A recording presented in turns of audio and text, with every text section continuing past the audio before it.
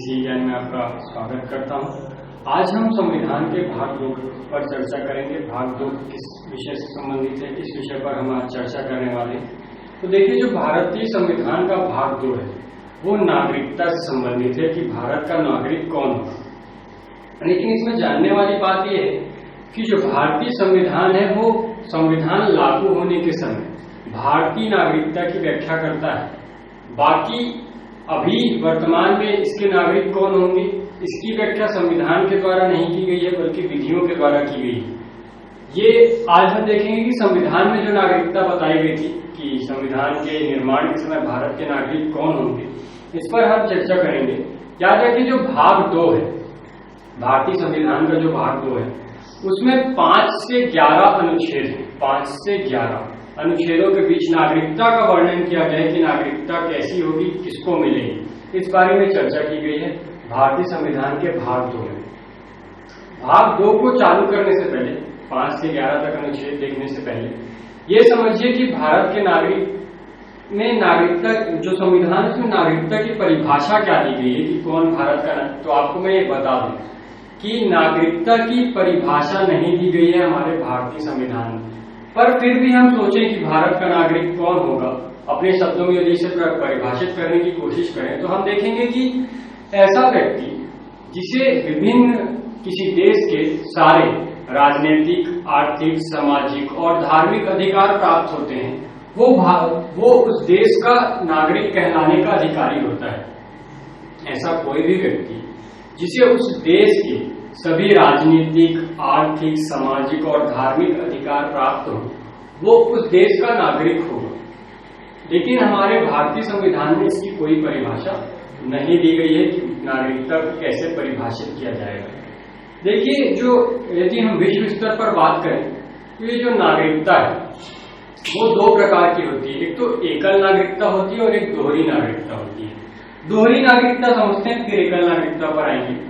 जो कुछ ऐसे देश हैं जहां पर किसी व्यक्ति को राज्य की अलग नागरिकता प्राप्त होती है और केंद्र की अलग नागरिकता प्राप्त होती है। जिस राज्य में वो रहता है वहां की नागरिकता अलग होती है, और जो वो देश होता है, जो केंद्रीय सत्ता होती है वहां की, उसकी नागरिकता उसको अलग प्राप्त होती है, जैसे कि अमेरिका। ये थी दोहरी नागरिकता।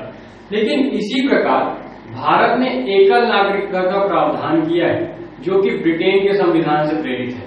ब्रिटेन में भी एकल नागरिकता है और भारत में भी। एकल नागरिकता में किसी नागरिक को, उस देश के नागरिक को दोहरे अधिकार नहीं दिए जाते, दोहरी नागरिकता नहीं दी जाती है। वो केवल केंद्र की नागरिकता प्राप्त करता है, क्योंकि भारत एक संघ है, यूनियन है। मैंने आपको भाग 1 में बताया था कि भारत एक यूनियन है, और यदि यूनियन में जो राज्य है उनको अलग नागरिकता प्रदान की जाए तो इससे ये साबित होगा कि जो राज्य है उन्हें अलग होने का अधिकार प्राप्त है, जबकि भारत में ऐसा नहीं है, राज्यों को अलग होने का अधिकार प्राप्त नहीं है संघ से। इसलिए भारत ने एकल नागरिकता का प्रावधान अपने संविधान में किया है। इसलिए भारत में एकल नागरिकता, एक ही नागरिकता प्राप्त हो सकती है नागरिक को। इसके बाद समझिए कि जो भारत की नागरिकता है इसका वर्णन संविधान के भाग 5 से 11 के बीच, अनुच्छेद 5 से 11 के बीच किया गया है। ठीक है, भाग 2 है नागरिकता और 5 से 11 के बीच इसका वर्णन किया गया है। हम इन अनुच्छेदों को क्रमवार देखते हैं कि इनमें क्या क्या विषय रखे गए हैं, इसका वर्णन कैसे किया गया है। स्टार्ट करते हैं अनुच्छेद 5 से। अनुच्छेद 5 क्या कहता है भारतीय संविधान में। भारतीय संविधान के अनुच्छेद 5 की बात करें तो ये इसकी व्याख्या करता है कि 26 जनवरी 1950 को भारत के नागरिक कौन होंगे। 26 जनवरी 1950 जिस दिन संविधान लागू हुआ, संविधान लागू होने के समय भारत के नागरिक कौन होंगे, इस संबंध में ये व्याख्या करता है। तो ऐसे 3 शर्तें हैं जिन्हें पूरा करने वाले लोग भारत के नागरिक होंगे। 3 शर्तें हैं कि कौन 26 जनवरी 1950 को भारत का नागरिक होगा। यदि वह 3 शर्तों को पूर्ण करता है तो वो भारत का नागरिक होगा। इसमें पहली शर्त है, जो नागरिक भारतीय राज्य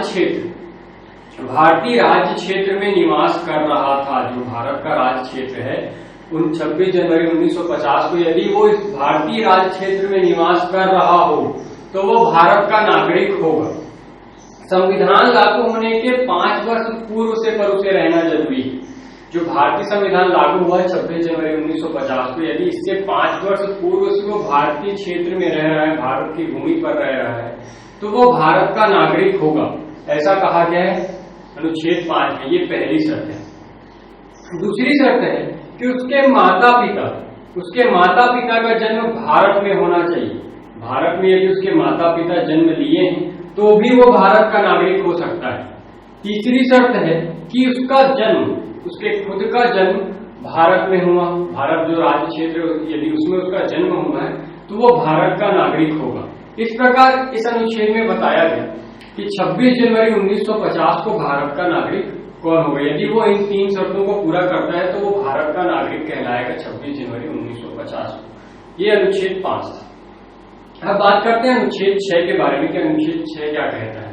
अनुच्छेद 6 में बताया गया है कि ऐसा व्यक्ति जो पाकिस्तान से भारत आया हो, जब भारत और पाकिस्तान का विभाजन कर दिया गया, तो उस दशा में जो व्यक्ति पाकिस्तान से भारत आया हो और उसके माता पिता या दादा दादी,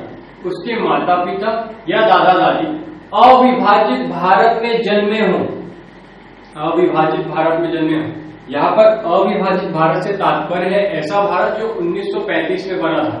1935 में जो क्षेत्र भारत में आते थे उसे अविभाजित भारत कहा गया है। इसमें पाकिस्तान भी शामिल है, बर्मा का क्षेत्र भी शामिल है, बांग्लादेश भी शामिल है। तो ये जितने भी क्षेत्र हैं जो अविभाजित भारत है, 1935 का भारत है, उस समय जो क्षेत्र हमारे भारत के अंतर्गत आता था उसमें यदि उस व्यक्ति के माता पिता या दादा दादी जन्मे हो तो भी वह भारत का नागरिक होने का अधिकारी होगा। यदि वो पाकिस्तान से भारत आता है और उसके माता पिता या दादा दादी का जन्म भारत में हुआ, भारत अविभाजित भारत में हुआ है, तो भी वो भारत का नागरिक बनने का अधिकारी होगा। शर्त ये थी कि जब वो पाकिस्तान से भारत आएगा वो अंतिम तिथि होगी 19 जुलाई 1948। 19 जुलाई 1948 तक, उससे पूर्व या 19 जुलाई 1948 तक यदि वो भारत में रहने के उद्देश्य से आता है तो उसे भारत की नागरिकता दी जाएगी। ये पहली शर्त। दूसरी शर्त थी कि वो उसके आने के पश्चात, उसके रजिस्ट्रीकरण होने के बाद, उसके पंजीकरण होने के बाद कम से कम वो 6 माह तक भारत में रहा हो। 6 माह तक भारत में रह लिया हो तो उसे भारत की नागरिकता प्रदान की जा सकती है। इस प्रकार ये था अनुच्छेद 6, जिसमें बताया गया कि जो व्यक्ति पाकिस्तान से भारत आएगा और उसके माता पिता या दादा दादी का जन्म इस भारत राज्य क्षेत्र में जो अविभाजित भारत है, 1935 का भारत है, यदि इस क्षेत्र में हुआ होगा और वो 19 जुलाई 1948 के पूर्व या 19 जुलाई 1948 तक भारत आ गया होगा यहाँ रहने के उद्देश्य से और 6 माह तक निवास कर लिया होगा तो उसे भारत की नागरिकता प्रदान की जा सकती है। यह अनुच्छेद 6 था। अनुच्छेद 7 देखते हैं कि अनुच्छेद 7 में क्या कहा गया है, किस चीज की व्याख्या की गई। तो अनुच्छेद 7 में हम पाएंगे कि ऐसा व्यक्ति, कोई ऐसा व्यक्ति जो भारत से पाकिस्तान गया हो, जो भारत से पाकिस्तान गया हो, 1 मार्च 1947 के बाद जो पाकिस्तान चला गया था, लेकिन वो भारत में रहने के उद्देश्य से वापस लौट आया, पुनर्वास के लिए भारत लौट आया हो, फिर से भारत में रहना चाहता हो। गया था 1 मार्च 1947 को भारत से, पहले भारत चला, पाकिस्तान चले गया था, माफ कीजिएगा, पाकिस्तान चला गया था 1 मार्च 1947 को, लेकिन वो वापस इस उद्देश्य से आ गया कि मुझे भारत में ही रहना है, तो वो भारत का नागरिक बन सकता है। शर्त बस ये है कि उसे पंजीकरण कराना होगा और 6 माह तक भारत में रहना होगा। पंजीकरण के 6 माह तक भारत में रहना होगा तो उसे भारत की नागरिकता प्रदान कर दी जाएगी। अनुच्छेद 7 कहता है कि ऐसा व्यक्ति जो 1 मार्च 1947 को पाकिस्तान चला गया था, लेकिन वो भारत वापस लौट आया यहाँ पर रहने के उद्देश्य से, यहाँ पर रहने के दृष्टिकोण से, तो उसके पंजीकरण के 6 माह बाद पहले उसका पंजीकरण किया जाएगा कि वो भारत में रहना चाहता है और इसके 6 माह बाद उसे भारत की नागरिकता प्रदान कर दी जाएगी। इस प्रकार ये अनुच्छेद 7 था जो कि पाकिस्तान से वापस आए व्यक्तियों के बारे में चर्चा करता है कि भारत से जो, पाकिस्तान से जो भारत वापस आए रहने के लिए उन्हें नागरिकता कैसे प्रदान की जाएगी। आगे देखते हैं अनुच्छेद 8। अनुच्छेद 8 क्या कहता है, इस बारे में चर्चा करते हैं। तो देखिए जो अनुच्छेद 8 है भारतीय संविधान का, वो ऐसे व्यक्तियों के बारे में बात करता है जो 26 जनवरी 1950 जब हमारा संविधान लागू हो रहा था तब वो विदेश में रह रहे थे। यदि कोई व्यक्ति ऐसा है जो उस समय जब संविधान लागू किया गया और वो विदेश में था, तो उसके लिए शर्त ये थी कि ठीक है कि वो बाहर रह रहा, लेकिन उसके माता पिता दादा दादी अविभाजित भारत में जन्मे हो। अविभाजित भारत में जन्मे हो। यदि कोई व्यक्ति ऐसा है जो वर्तमान में विदेश में रह रहा हो, लेकिन उसके माता पिता या दादा दादी अविभाजित भारत में जन्मे हो, तो वह पंजीकरण के माध्यम से अपना पंजीकरण कराएगा भारतीय दूतावास में जाकर, और पंजीकरण के माध्यम से वो भारत की नागरिकता ग्रहण कर सकता है। यदि वो भारत की नागरिकता ग्रहण करना चाहता है, वो उस देश की नागरिकता छोड़ना चाहता है और भारत का नागरिक बनना चाहता है, तो वो कर सकता है। बस शर्त ये है कि जो उसके माता पिता और उसके जो दादा दादी होंगे, उन्हें अविभाजित भारत में जन्म लेना आवश्यक है।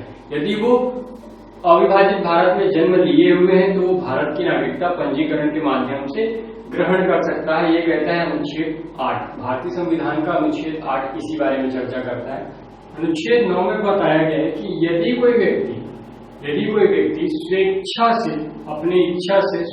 से भारतीय नागरिकता का त्याग कर विदेशी नागरिकता ग्रहण कर लेता है, तो उसकी नागरिकता समाप्त हो जाएगी। इस बारे में बताया गया अनुच्छेद 9 में। जब भारतीय संविधान लागू हो रहा था, मतलब 26 जनवरी 1950 को, तो ऐसे व्यक्ति जिन्होंने किसी विदेश के नागरिकता ग्रहण कर ली थी, किसी विदेशी नागरिकता ग्रहण कर ली थी, उनकी जो नागरिकता है, उनकी जो भारतीय नागरिकता है, वो स्वतः ही समाप्त हो जाएगी। इसका उल्लेख किया गया अनुच्छेद 9 में। ये था अनुच्छेद 9। इसके बाद जो अनुच्छेद 10 है, वो कहता है कि किसी भी व्यक्ति की नागरिकता जो भारत का नागरिक है, वो उसकी जो नागरिकता है वो बिना विधि के नहीं छीनी जा सकती। मतलब उसकी यदि नागरिकता वापस लेनी है, उसकी जो नागरिकता है उसे समाप्त करना है, तो उसके लिए कानून के अंतर्गत ही उसकी नागरिकता समाप्त हो सकती है।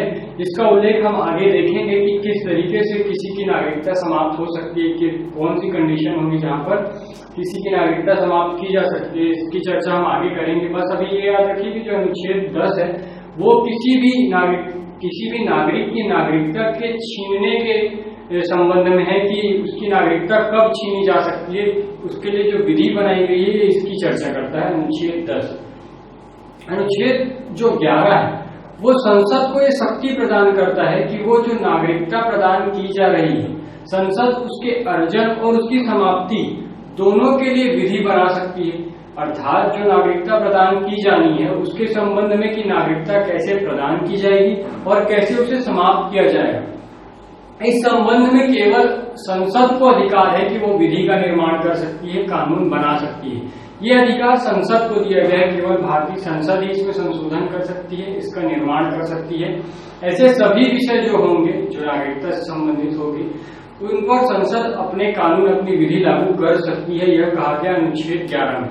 इस प्रकार हमने जो अनुच्छेद देखा, अभी तक हमने उसमें देखा कि जितने भी अनुच्छेद थे, उसमें 26 जनवरी 1950 के समय भारत की नागरिकता की चर्चा की गई। अभी तक यह नहीं बताया गया कि बाद में जब भारत के संविधान को लागू कर दिया गया, उसके बाद नागरिकता कैसे अर्जित की जाएगी और कैसे उसका समापन होगा।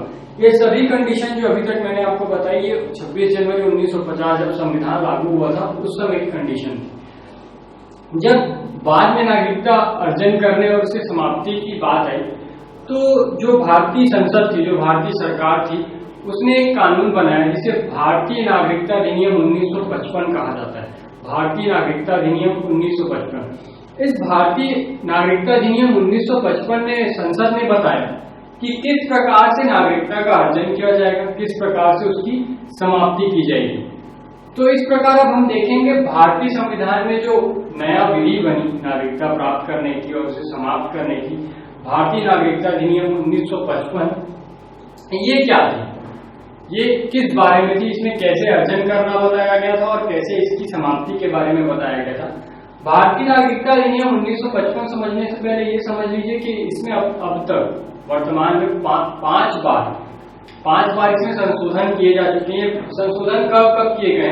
पहला संशोधन 1986 में किया गया था, दूसरा संशोधन 1992 में किया गया था, तीसरा संशोधन 2003 में किया गया था, चौथा संशोधन 2005 में किया गया था और पांचवा संशोधन 2015 में किया गया था। इस प्रकार 5 संशोधन किए गए हैं इस अधिनियम में, जहां पर समय के अनुसार आवश्यकता पड़ी उन टॉपिक्स को, उन पॉइंट को हम हाईलाइट करके उसमें संशोधन किया, हमारी संसद ने उसमें संशोधन किया, जिसे हम इसके डिटेलिंग में, जब हम इसको डिटेल से पढ़ेंगे कि किस किस आधार पर संशोधन किया गया, तो हम देखते चलेंगे आगे के टॉपिक में।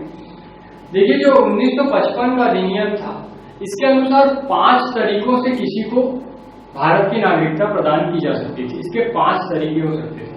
ये 5 तरीके कौन कौन से हैं? 5 प्रकार से किसी को भारत की नागरिकता प्रदान की जा सकती है। यदि इन 5 तरीकों की बात करें तो ये कौन कौन से थे? तो देखिए कि ये 5 तरीके जो हैं, वो पहला है जन्म से। यदि कोई जन्म से भारत का नागरिक हो तो उसे भारत की नागरिकता प्रदान की जाएगी। दूसरा है कि वंशक्रम के अनुसार, मतलब यदि कोई उसके माता पिता दादी दादा जो भारत में रहे हों तो उस आधार पर उस व्यक्ति को नागरिकता प्रदान की जा सकती है। तीसरा तरीका हो सकता है जो भारतीय मूल के निवासी थे और वो विदेश में रहने लग गए, यदि वे आवेदन करते हैं तो उन्हें पंजीकरण के माध्यम से, जो भारतीय मूल के लोग हैं उन्हें पंजीकरण के माध्यम से भारत का नागरिक बनाया जा सकता है। चौथा तरीका था देशीकरण। ये विदेशियों के लिए था जो भारत के मूल निवासी नहीं थे और विदेश में रहते थे और वो भारत की जब नागरिकता ग्रहण करना चाहते थे तो उनके लिए एक नियम लाया गया, देशीकरण कहा गया जिसे, देशीकरण। इस देशीकरण के द्वारा वो निर्धारित प्रारूप में अपना आवेदन प्रस्तुत करके भारत सरकार को ये आवेदन प्रपत्र प्रदान करके उनसे अनुमति लेकर भारत की नागरिकता ग्रहण कर सकते थे। इस प्रकार ये 4 तरीके हो गए। और जो 5वां तरीका था, यदि भारत किसी क्षेत्र का अधिग्रहण कर ले, उसे अर्जित कर ले, जैसे भारत ने गोवा का अधिग्रहण किया, उसको अर्जित किया, तो उस कंडीशन में जो उस क्षेत्र की जनता होगी जिसे भारत संघ में शामिल किया गया, जिस क्षेत्र को भारत संघ में शामिल किया गया, उस क्षेत्र में निवास करने वाले जितने भी लोग होंगे वो स्वतः ही भारत के नागरिक हो जाएंगे। इस प्रकार ये 5 तरीके हैं जिनसे भारत की नागरिकता हासिल की जा सकती है। इन 5 पर हम डिटेल में चर्चा करते हैं, देखते हैं कि किस प्रकार से इसमें संशोधन किया गया, ये पहले क्या था और अब क्या है। इस पर चर्चा करते हैं और देखते हैं कि 5 टॉपिक कौन कौन से हैं, इनमें कैसे परिवर्तन होंगे। शुरुआत करते हैं जन्म से। जन्म से ये कहता है जन्म से किसको नागरिकता प्रदान की जाएगी, इस बारे में यह बात करता है। तो देखिए, जब हमारा संविधान लागू हुआ तब हमने एक नियम बनाया कि 26 जनवरी 1950 को जो भी भारत में जन्मा होगा वो भारत का नागरिक होगा। यह व्यवस्था चली 1 जुलाई 1987 तक। इसलिए कहा गया कि 26 जनवरी 1950 से 1 जुलाई 1987 तक ऐसे सभी व्यक्ति जिनका जन्म भारत में हुआ होगा वो भारत के नागरिक होंगे। ठीक है, 1 जुलाई 1987 तक। 1 जुलाई 1987 को इसमें संशोधन कर दिया गया और अब इसे पुनर्व्यवस्थित करके कहा गया कि 1 जुलाई 1987 को या इसके बाद, 1 जुलाई 1987 को या इसके बाद जो भी व्यक्ति भारत में जन्मा हो तो उसके अभिभावक का भारत का नागरिक होना आवश्यक है। उसे भारत का नागरिक, जो भी व्यक्ति 1 जुलाई 1987 को यदि भारत में जन्मा है तो वो जन्मते ही साथ, जैसे उसका जन्म हुआ, वो भारत का नागरिक नहीं बन जाएगा। इसके लिए आवश्यक है कि उसके जो अभिभावक हैं वो भी भारत के नागरिक हों। यह कहा गया 1987 में इसे संशोधन करके। ठीक है, तो अब ये ऐसा हो गया कि 1 जुलाई 1987 को जो भी बालक जन्म लेता है या बालिका जन्म लेती है, जो भी बच्चा जन्म लेता है भारत भूमि पर, उसके अभिभावक का भी भारत का नागरिक होना आवश्यक है। यह व्यवस्था कर दी गई 1 जुलाई 1987 को संशोधन करके इसमें। इसके पश्चात इसे बाद में फिर से संशोधित किया गया और 3 दिसंबर 2004, क्योंकि इसमें मैंने आपको बताया कि 2003 में इसमें संशोधन किए गए और 2004 में इसे लागू किया गया। तो 3 दिसंबर 2004 के बाद भारत में जन्मा कोई भी व्यक्ति, यदि उसका जन्म भारत में हुआ है और उसके अभिभावक जो थे, अभिभावक थे, दोनों थे, अभिभावक में माता और पिता दोनों आते हैं। अब यदि उनमें से कोई भी एक, या तो माता या तो पिता, यदि कोई एक भी भारत का नागरिक होता है तो भी वो बच्चा जो है, जो भारत में जन्म लिया है, वो भारत का नागरिक माना जाएगा। शर्त ये थी कि एक जो व्यक्ति, जो उसका अभिभावक होगा वो तो भारत का नागरिक होगा, लेकिन हो सकता है कि उसकी माता या पिता वो विदेशी हो। लेकिन इसके साथ शर्त थी कि यदि वो विदेशी है तो वो गैर कानूनी तरीके से प्रवासी ना हो, मतलब गैर कानूनी तरीके से भारत में न रह रहा हो। इस दशा में उस बच्चे को भारत की नागरिकता प्रदान की जा सकती है। यह व्यवस्था की गई 3 दिसंबर 2004। इस प्रकार ये जन्म से संबंधित व्यवस्था थी कि जन्म के समय भारत का नागरिक कौन होगा। यह व्यवस्था इसलिए करी गई, जो ये अभिभावक की व्यवस्था की गई, ये इसलिए की गई क्योंकि शुरू में ऐसा भी होता था कि जो विदेशी भारत आते थे, यहाँ पर उनके बच्चों का जन्म यदि हो जाता तो फिर उस कंडीशन में तो फिर वो बच्चा भारत का नागरिक बन जाता। तो इस व्यवस्था को रोकने के लिए ये प्रबंध किए गए कि उनके जो अभिभावक हैं कम से कम उनमें से कोई एक भारत का नागरिक हो और दूसरा प्रवासी हो, जो यहाँ पर निवास कर रहा हो, जो भारत के नागरिक से शादी तो किया हो पर वो गैर कानूनी तरीके से नहीं रहना चाहिए भारत में। कानूनी तरीके से यदि वो रह रहे हैं, मान्यता प्राप्त तरीके से रह रहा है, तो इसमें कोई दिक्कत नहीं। इस प्रकार से जन्म से संबंधित। इसके बाद चर्चा करते हैं वंशक्रम के आधार पर। वंशक्रम क्या होता है? वंशक्रम के आधार पर भी यही व्यवस्था जो हमने शुरू में की थी 26 जनवरी 1950 के बाद जो व्यवस्था की गई थी वो ये थी कि यदि किसी के माता पिता या दादी दादा जो अविभाजित भारत के नागरिक हैं तो वो भी बच्चा जो है भारत का नागरिक होगा। ये वंशक्रम कहलाता है क्योंकि उसके माता पिता थे, उसके दादी दादा थे, इसलिए वो बच्चा भी भारत का नागरिक होगा। ये व्यवस्था चली 10 दिसंबर 1992 को। मैंने आपको बताया 1992 में संशोधन किया गया। तो ये व्यवस्था थी 10 दिसंबर 1992 के पहले तक। जब भारत में पैदा हुआ कोई भी व्यक्ति भारत का नागरिक होगा यदि उसके पिता, वंशक्रम में पहले से पिता लिया जाता था, ठीक है, पिता। 1992 तक इसे पिता को मान्य किया जाता था। यदि उसके पिता जो है भारत के नागरिक हैं तो वो बच्चा भी जो जन्म लिया है 26 जनवरी 1950 और 10 दिसंबर 1992 के बीच में यदि वो बच्चा यहाँ पर जन्म लेता है, कहीं पर भी जन्म लेता है, यदि विदेश में जन्म लेता है और उसके पिता जो है भारत के नागरिक हैं तो वो बच्चा भारत का नागरिक होगा। ये व्यवस्था की गई थी 26 जनवरी 1950 से 10 दिसंबर 1992 के बीच में, ठीक है। लेकिन 10 दिसंबर 1992 में इसमें संशोधन किया गया और इसके बाद कहा गया कि जो इसके अभी तक पिता थे केवल उसी के आधार पर नागरिकता प्रदान की जा रही थी। लेकिन 10 दिसंबर 1992 को यह व्यवस्था कर दी गई कि उसके माता या पिता दोनों में से कोई भी एक, उसके अभिभावक में से कोई भी एक यदि भारत का नागरिक है तो वो बच्चा भारत का नागरिक होगा, ठीक है। भले उस बच्चे का जन्म विदेश जन्मभूमि पर हुआ, विदेश की भूमि पर उसका जन्म हुआ, फिर भी वह वंशक्रम के आधार पर भारत का नागरिक होगा। 10 दिसंबर 2004 के बाद यह व्यवस्था की गई कि जो बच्चा विदेशी भूमि पर पैदा हुआ है वो भारत का नागरिक उस दशा में होगा यदि उसके अभिभावक उसके जन्म के 1 वर्ष के भीतर जिस स्थान पर वह बच्चा पैदा हुआ है, मान लीजिए वो अमेरिका में पैदा हुआ है तो अमेरिका दूतावास में, जो भारतीय दूतावास है अमेरिका का, वहां पर यदि वो 1 वर्ष के भीतर इसका पंजीकरण करा दे, इसके प्रारूप का पंजीकरण करा दे कि ये बच्चे का जन्म इस भूमि पर हुआ है और इसके जो अभिभावक हैं वो भारत से हैं, तो 1 वर्ष के भीतर यदि पंजीकरण हो जाता है उस दशा में उसे भारत का नागरिक माना जाएगा। शर्त ये थी कि उस बच्चे का किसी विदेशी वीजा नहीं होना चाहिए, किसी दूसरे देश का वीजा उसके पास नहीं होना चाहिए, पासपोर्ट उसके पास नहीं होना चाहिए। इस कंडीशन में तो वो भारत का नागरिक होगा यदि 1 वर्ष के भीतर उसका पंजीकरण भारतीय दूतावास में करा दिया जाता है, ठीक है। ये कहा गया 3 दिसंबर 2004 की स्थिति में इसमें संशोधन करके ये जो 1 वर्ष की अवधि है ये केवल उस दशा में बढ़ाई जा सकती है जब कोई विशेष कंडीशन हो और वो भी केंद्र की अनुशंसा पर। यदि केंद्र चाहे तो इस 1 वर्ष की अवधि के भीतर जो रजिस्ट्रेशन कराना होता है इसे बढ़ा सकती है। एक अधिकार केवल संसद के पास है, वो भी किसी विशेष कंडीशन पर कि कुछ ऐसी परिस्थिति आ गई हो कि वो 1 वर्ष के भीतर उसका रजिस्ट्रेशन ना करा पाया हो भारतीय दूतावास में, तो उस कंडीशन में उसे बढ़ाया जा सकता है, 1 वर्ष से ज्यादा किया जा सकता है। इस प्रकार ये व्यवस्था थी वंशक्रम की कि वंशक्रम के आधार पर किसे नागरिकता प्रदान की जाएगी भारत।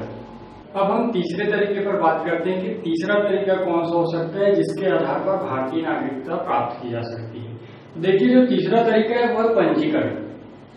यदि कोई व्यक्ति जो वर्तमान में विदेश में निवास कर रहा हो लेकिन वो भारत का मूल निवासी है उसके माता पिता या दादी दादा जो भी उसके मतलब वंश से कोई यदि भारत में रहा हो और वो जो भारत का मूल निवासी था वर्तमान में विदेशी नागरिक हो और वो फिर से भारत की नागरिकता ग्रहण करना चाहता है, तो उसके लिए क्या क्या आवश्यकताएं होंगी, क्या क्या शर्तें होंगी, इस बारे में हम बात करते हैं।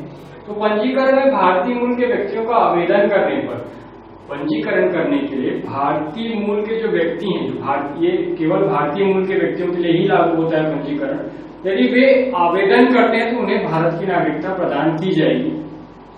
पर कुछ शर्त है, ये शर्त है कि भारतीय मूल का जो व्यक्ति वो पंजीकरण के द्वारा आवेदन से पूर्व, जब वो आवेदन कर रहा है इससे पहले 7 वर्ष तक उसे भारत में रहना होगा। यदि वो 7 वर्ष से भारत में रह रहा हो वीजा लेकर या किसी अन्य तरीके से, बस वो तरीका गैर कानूनी नहीं होना चाहिए। यदि वो लीगल तरीके से भारत में निवास कर रहा है, चाहे बिजनेस के सिलसिले में हो चाहे अन्य तरीके से, तो वो भारत का यदि 7 साल वो निवास कर लेता है भारत में, तो वो अपने पंजीकरण के लिए, रजिस्ट्रेशन के लिए अप्लाई कर सकता है कि उसे भारत की नागरिकता प्रदान की जाए। शर्त ये है कि वो भारतीय मूल का व्यक्ति होना चाहिए और 7 वर्ष से भारत में निवास कर रहा है। तो इस प्रकार से ये पहली शर्त है कि वो भारत का नागरिक होगा। दूसरी शर्त है कि भारत मूल का व्यक्ति जो अविभाजित भारत मतलब 1935 के भारत के बाहर रह रहा हो, जो 1935 का भारत था उस क्षेत्र से यदि वो बाहर निवास कर रहा है, किसी अन्य देश में निवास कर रहा है, तो उस स्थान का यदि वो साधारण व्यक्ति है, साधारण नागरिक है, यदि मान लीजिए जो 1935 का भारत था वहां पर उस क्षेत्र से इतर, उस क्षेत्र से परे यदि वो किसी दूसरे देश में निवास कर रहा है और वहां की नागरिकता नहीं ग्रहण किया, पूर्ण नागरिकता नहीं ग्रहण किया है, वहां का वो साधारण नागरिक है और वो फिर से भारत आना चाहता है, तो उसे भारत का नागरिक बनाया जा सकता है।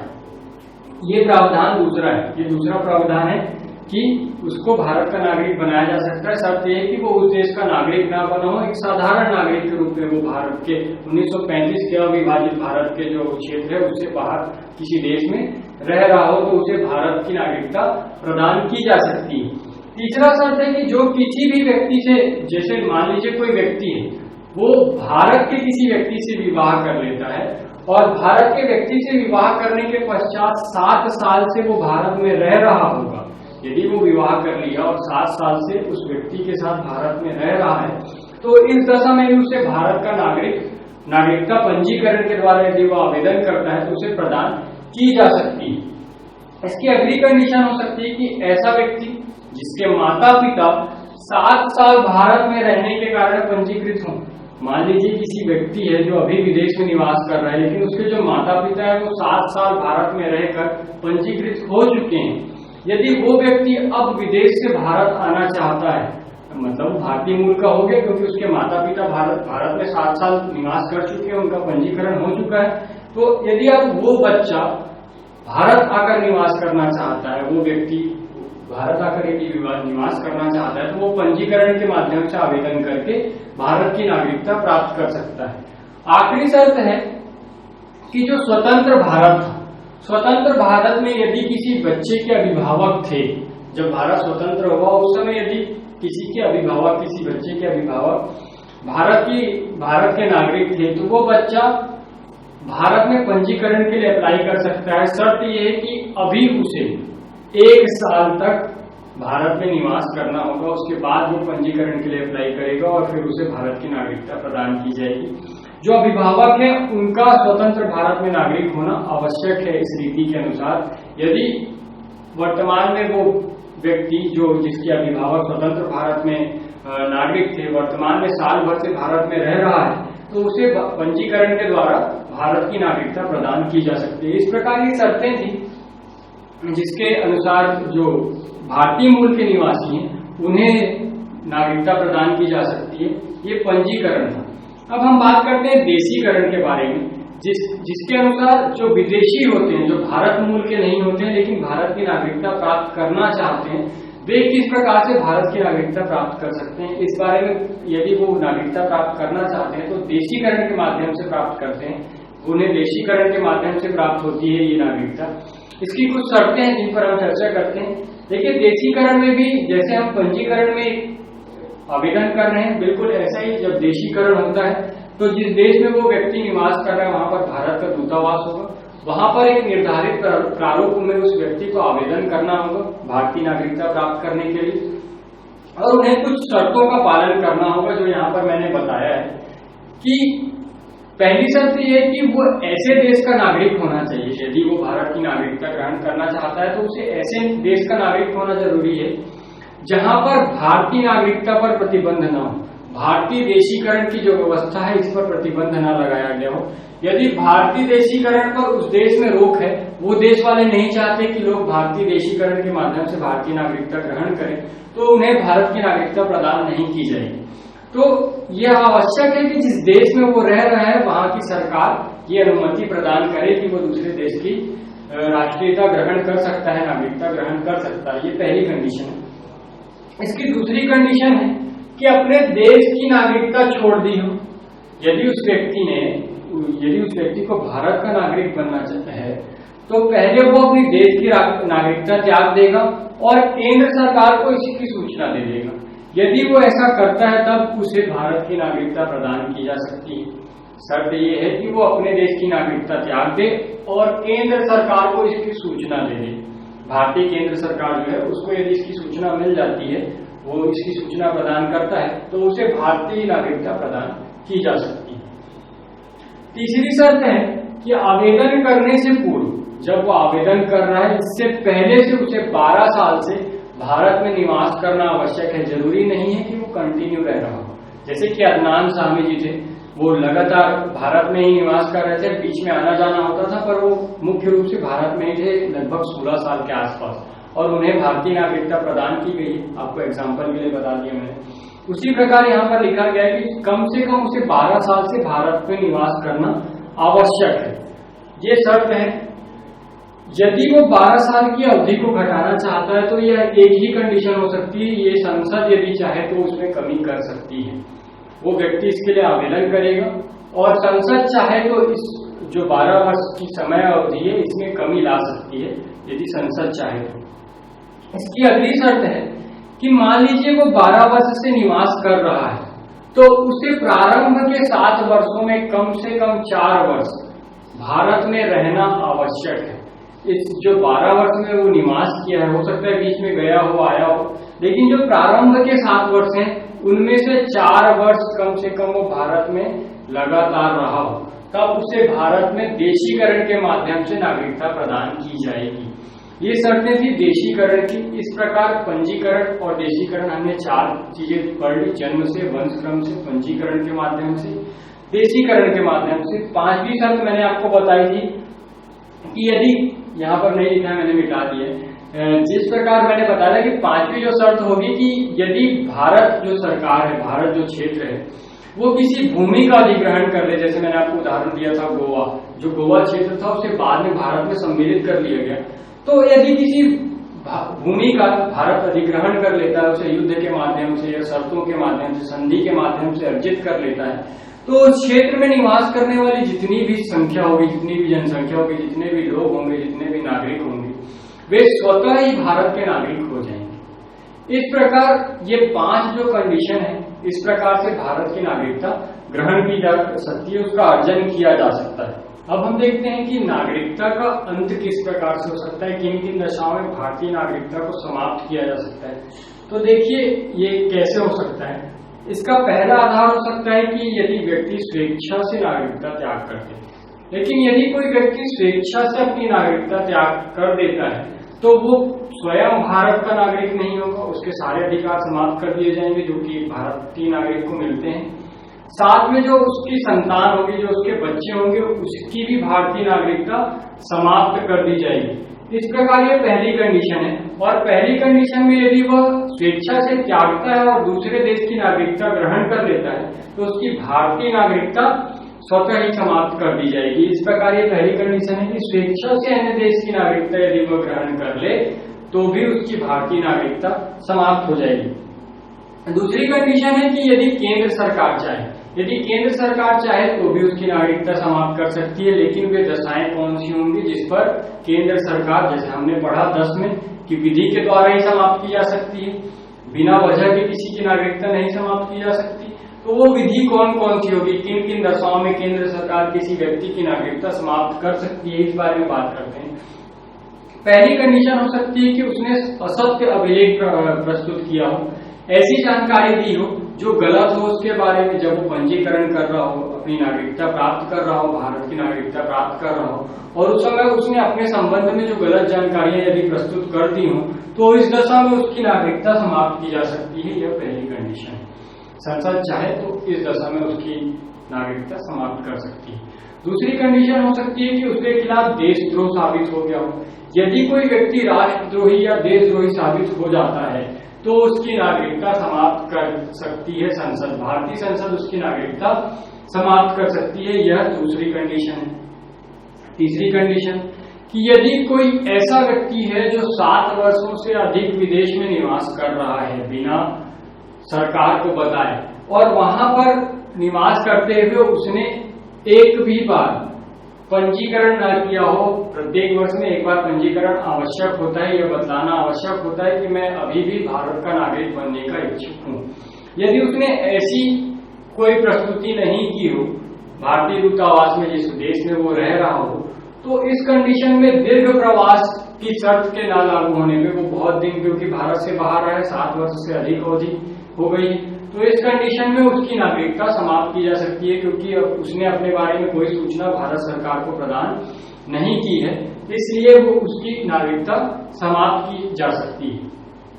चौथी कंडीशन हो सकती है कि यदि किसी व्यक्ति ने पंजीकरण या देशीकरण के माध्यम से भारत की नागरिकता ग्रहण की है और वो 5 वर्ष के भीतर, जब वो भारत में रह रहा हो, उस 5 वर्ष के भीतर यदि किसी देश में उसके खिलाफ आपराधिक कोई मामला दर्ज हो जाता है जिसमें उसको 2 साल की सजा होती है, तो इस दशा में भी अपराध के मामले में उसकी जो नागरिकता है वो भारत सरकार समाप्त कर सकती है, केंद्र सरकार समाप्त कर सकती है। कंडीशन क्या होगी कि यदि कोई व्यक्ति विदेश से यहाँ आया हो और पंजीकरण या देशीकरण के माध्यम से भारत की नागरिकता ग्रहण किया हो, और ग्रहण करने के 5 वर्ष के भीतर किसी देश के द्वारा, किसी देश में उसके द्वारा किए गए अपराध के लिए 2 वर्ष की सजा सुना दी गई हो, कम से कम 2 वर्ष की सजा यदि उसको सुना दी गई है, तो इस दशा में उसकी नागरिकता समाप्त की जा सकती है।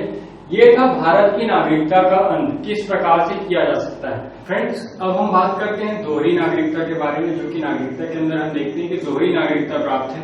दोहरी नागरिकता से तात्पर्य जो मैंने आपको पहले बताया था कि भारत में दोहरी नागरिकता का प्रावधान इस कंडीशन में नहीं है कि राज्य की अलग हो और केंद्र की अलग हो, ऐसी दोहरी नागरिकता नहीं। किंतु जो भारत मूल के विदेशी नागरिक हैं, जो भारत मूल के थे, उन्होंने बाद में यदि विदेश की नागरिकता ग्रहण कर ली, उन्हें दोहरी नागरिकता प्रदान की जा सकती है। शर्त यह है कि जिस देश में वो रह रहे हैं वहां पर दोहरी नागरिकता का प्रावधान हो। ये दोहरी नागरिकता उस दोहरी नागरिकता से अलग है जो मैंने आपको शुरू में बताया था कि राज्य की अलग नागरिकता हो और केंद्र की अलग नागरिकता हो। देखिए, इसके लिए सिंघवी समिति का गठन किया गया 2003 में, और जो भारतीय नागरिकता अधिनियम था 1955, उसमें कुछ संशोधन किए गए 2003 में। इस संशोधन के द्वारा सिटीजन जो एक्ट था 1955, उसमें संशोधन के द्वारा जो चौथी अनुसूची थी उसमें वर्णित चौथी अनुसूची, उसे हटा दिया गया और 16 देशों में निवास करने वाले प्रवासी भारतीयों को, 16 देशों के नाम थे, जो 16 देश थे, वहां पर जो प्रवासी भारतीय उस समय निवास कर रहे थे, उन्हें दोहरी नागरिकता, भारत की नागरिकता भी प्रदान करने का प्रावधान किया गया कि वो उस देश के जो नागरिक रहेंगे, साथ में उन्हें भारत की नागरिकता भी प्रदान की जा सकती है, तो जिसे हम दोहरी नागरिकता कहते हैं। ये प्रावधान 2003 में सिंघवी कमेटी की सिफारिश पर किया गया था, जो कि दोहरी नागरिकता से संबंधित है। इसके बाद 2005 में इस सिटीजन एक्ट में फिर से संशोधन किया गया और ये जो 16 देशों को अभी तक दिया जा रहा था, अब सभी देशों को के लिए खोल दिया गया ये रास्ता। शर्त थी कि इसमें पाकिस्तान और बांग्लादेश शामिल नहीं थे, बाकी विश्व के जो बाकी देश हैं वो इसमें शामिल थे। और इस प्रकार संशोधन के द्वारा सभी देशों के लिए दोहरी नागरिकता का प्रावधान कर दिया गया। ऐसे सभी प्रवासी भारतीय जो किसी और देश में रह रहे हैं और यदि वहां पर दोहरी नागरिकता का प्रावधान है, तो वे सभी भारत की नागरिकता भी ग्रहण कर सकते हैं। ये प्रावधान कर दिया गया 2005 में। लेकिन ऐसे सभी प्रवासी भारतीय जो भारत की नागरिकता ग्रहण करते हैं वो भारत के नागरिक तो होंगे, लेकिन उन्हें भारत के संपूर्ण जो नागरिकों को दिए जाने वाले अधिकार होते हैं, जो भारत के नागरिकों को संपूर्ण रूप से जो अधिकार दिए जाते हैं वो उन्हें नहीं मिलेंगे। उन्हें अनुच्छेद 15, 16, 19, 29, 29 और 30 इन 3 अनुच्छेदों में वर्णित जो स्वतंत्रता मिली है हमारे मौलिक अधिकार के तहत वो उन्हें प्राप्त नहीं होगी। हम इन मौलिक अधिकारों पर चर्चा करेंगे भाग 3 में, विस्तृत चर्चा करेंगे। अभी सिर्फ मैं आपको ये बता दूं कि ये किससे संबंधित है। जो अनुच्छेद 15 है वो सामाजिक समानता की बात करता है कि किसी को जाति, धर्म, लिंग, जन्म स्थान के आधार पर विभेद नहीं किया जाएगा, यह कहता है अनुच्छेद जो 15 है, सामाजिक समानता की बात करता है। अनुच्छेद जो 16 है वो लोक अभियोजन में अवसर समानता की बात करता है कि जितनी भी सरकारी नौकरियां होंगी लोक अभियोजन होंगे उनमें समानता मिलेगी, लेकिन ये केवल भारतीय नागरिकों के लिए, ये दोहरी नागरिकता जो प्रवासी भारतीय होंगे उनके लिए ये नहीं लागू होता है।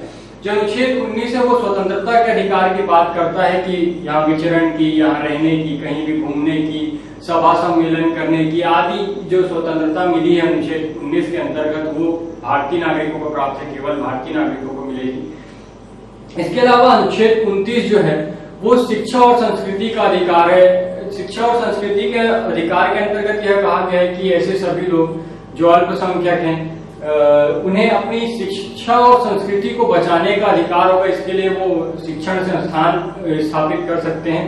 और 30 भी इसी से संबंधित है कि लोग जो अल्पसंख्यक लोग हैं उन्हें यहाँ पर अपने मदरसे स्थापित करने, अपने कॉन्वेंट जो स्कूल होते हैं या शिक्षण संस्थान होते हैं ये सब स्थापित करने का प्रावधान है। इसकी हम विस्तृत चर्चा करेंगे भाग 3 में। अभी बस ये याद रखिए कि 15, 16, 19, 29 और 29 और 30 जो अनुच्छेद हैं ये सारे अनुच्छेदों के अधिकार सिर्फ भारतीय नागरिकों के प्राप्त है, प्रवासी भारतीयों को प्राप्त नहीं है।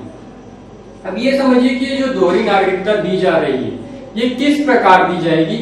इसके 2 तरीके हो सकते हैं। जो प्रवासी भारतीय हैं वो 2 तरीकों से ये ग्रहण कर सकते हैं। पहला हो सकता है OCI के द्वारा, जिसे कहा जाता है overseas citizen of India. Overseas citizen of India ये पहला तरीका हो सकता है। और दूसरा है PIO person of Indian origin. ये 2 लोगों को 2 तरीके से प्राप्त हो सकती है। जो OCI है ओवरसीज सिटीजन ऑफ इंडिया, इसके तहत लाइफ टाइम वीजा मिलता है। लाइफ टाइम वीजा मतलब वो वीजा नहीं होता, अनुमति पत्र होता है जो प्रवासी भारतीयों को दिया जाता है, लेकिन ये लाइफ टाइम के लिए होता है, जीवन पर्यंत रहता है। यहाँ जब OCI जारी किया जाता है, ओवरसीज सिटीजन ऑफ इंडिया यदि किसी को जारी किया जाता है तो उसके तहत प्रावधान किया जाता है कि वह व्यक्ति किसी भी समय भारत में आ जा सकता है, उसे वीजा की आवश्यकता नहीं होगी, कभी भी वो आ जा सकता है, बशर्ते कि 1950 के बाद जो व्यक्ति यहाँ से चले गए थे, मान लीजिए किसी के माता पिता 1950 तक भारत में थे लेकिन उसके बाद यहाँ से चले गए, तो ऐसे व्यक्तियों को ये प्रदान किया जाएगा। लेकिन जो व्यक्ति 1950 के बाद यहाँ से चले गया और किसी दूसरे देश की नागरिकता ग्रहण कर लिया और उसकी जो संतानें हुई अब वो भारत की नागरिकता भी ग्रहण करना चाहती हैं उस देश के साथ, तो इस कंडीशन में वो ग्रहण कर सकती हैं और उन्हें ओवरसीज सिटीजन ऑफ इंडिया के तहत ये नागरिकता प्रदान की जाएगी। लेकिन ऐसे सभी नागरिकों को जो प्रवासी भारतीय होंगे उन्हें वोट देने, संवैधानिक पद पर चुने जाने और प्राथमिक क्षेत्र में इन्वेस्ट करने की छूट नहीं होगी। प्राथमिक क्षेत्र मतलब किसी कृषि और आदि चीजें जो इसके अंतर्गत आती हैं वो प्राथमिक क्षेत्र में इन्वेस्ट करने की उनको छूट प्रदान नहीं होगी, वोट नहीं डाल सकते और संवैधानिक पदों पर चुनाव नहीं लड़ सकते। ये 3 अधिकार उन्हें नहीं दिए जाएंगे यदि वो ओवरसीज सिटीजन ऑफ इंडिया के तहत सिटीजन बनते हैं भारत के। ठीक है, ये जो कंडीशन है ये थी ओवरसीज सिटीजन ऑफ इंडिया की। और दूसरी तरफ देखते हैं हम person of Indian origin. Person of Indian origin के तहत जो लोगों को अनुमति प्रदान की जाती है, नागरिकता प्रदान की जाती है, उन्हें केवल 15 वर्षों के लिए प्रदान की जाती है। 15 वर्षों के बाद इसे रिन्यू कराना पड़ेगा आपको। 15 वर्ष के लिए वो यहाँ आने जाने के लिए स्वतंत्र होते हैं, किसी भी समय आ सकते हैं, जा सकते हैं, उन्हें वीजा की आवश्यकता नहीं होती है। लेकिन ये जो अधिकार है, नागरिक अधिकार, ये केवल उन्हें आर्थिक और शैक्षणिक अधिकार देते हैं। बाकी जो भारतीय नागरिकों को प्राप्त अधिकार है वो उसे नहीं प्रदान किए जाते हैं। ऐसे जो भारतीय होंगे, प्रवासी भारतीय होंगे, उन्हें केवल आर्थिक और शैक्षणिक अधिकार ही प्राप्त होंगे, उन्हें बाकी जो नागरिकों को, जो भारत के नागरिक हैं, उन्हें जो अधिकार प्राप्त होते हैं वैसे अधिकार उन्हें प्राप्त नहीं होंगे। इस प्रकार ये दो कंडीशन हो सकती है कि जो प्रवासी भारतीयों को हम वीजा प्रदान करते हैं या उन्हें अनुमति पत्र प्रदान करते हैं, इन दो तरीके से कर सकते हैं। इस प्रकार से ये था भारतीय नागरिकता का प्रावधान जो भारतीय संविधान में किया गया है। खास बात यही है कि जो भारत के नागरिक हैं उन्हें इन अनुच्छेदों के अंतर्गत जो स्वतंत्रता प्राप्त है, जो अधिकार प्राप्त है, वो बाकी प्रवासी भारतीयों को प्राप्त नहीं होते हैं। अनुच्छेद 15, 16, 19, 29 और 30 ये केवल भारतीय नागरिकों को प्राप्त है, ये याद रखिएगा। और ये जो पूरा नागरिकता अधिनियम मैंने बताया ये भी महत्वपूर्ण है। हमारे ऑब्जेक्टिव टाइप के जो एग्जाम होते हैं उस दृष्टि से यहाँ से काफी क्वेश्चन बनाए जाते हैं। तो आज के लिए इतना ही। यदि आपको मेरा ये वीडियो पसंद आया तो इसे लाइक करें, शेयर करें और हमारे चैनल को सब्सक्राइब करना ना भूलें। यदि आपको इसमें कोई भी समस्या है, कोई भी दिक्कत है तो हमारे कमेंट बॉक्स में आप बता सकते हैं, इसलिए आप कमेंट जरूर करें। Subscribe our YouTube channel and press the bell icon to never miss an update from CGPSC eGyan. Visit our website visualcard.com to get complete video series.